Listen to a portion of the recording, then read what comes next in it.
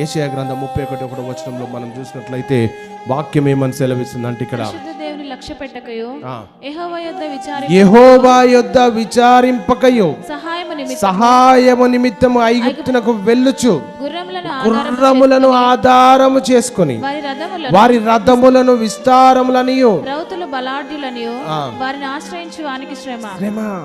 ఏంటంట దేన్ని ఆశ్రయిస్తున్నారు? ఇజ్రాయేలు పరిశుద్ధ దేవుని లక్ష్య. ఇజ్రాయేల్ అంటే ఎవరు? దేవుని ప్రజలు.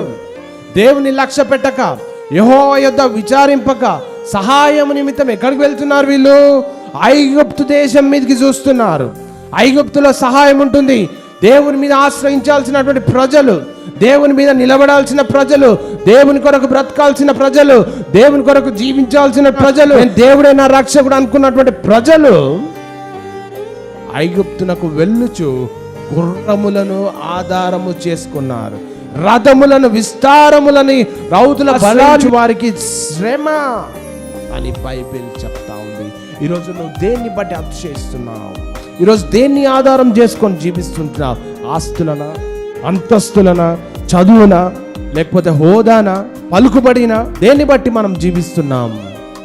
ఇజ్రాయెల్ తమకు కష్టం వచ్చినప్పుడు దేవుణ్ణి ఆశ్రయించలేదు. ఈరోజు నీ కష్టం వస్తే మనుషులను ఆశ్రయిస్తున్నావా? దేవుని ఆశ్రయిస్తున్నావా? వారు ఐగుప్తు సహాయం కొరకు చూశారు. వారు దేవునికి బదులుగా ఐగుప్తు దేశ సైన్యం రథాల గుర్రాలపై ఆధారపడ్డారు అని వాక్యము ప్రవక్త అయినటువంటి యెషయా గారు చెప్తా ఉంటున్నారు. దేవుని హెచ్చరిక ఏంటంటే, లోక సంబంధమైనటువంటి బలగాలను నమ్మి పరిశుద్ధుడైన దేవుని నిర్లక్ష్యము చేసిన వారికి శ్రమ. మనం కూడా నమ్ముకుంటాం, మనకున్న ఆస్తి కాపాడుతుంది, మనకున్నటువంటి బంధువులు కాపాడతారు, లేకపోతే మనకున్నటువంటి ఇరుగు పొరుగు వారు కాపాడతారు అని అనుకుంటారు. దేవుడి ఉగ్రత వస్తే ఎవరు కూడా కాపాడలేరు.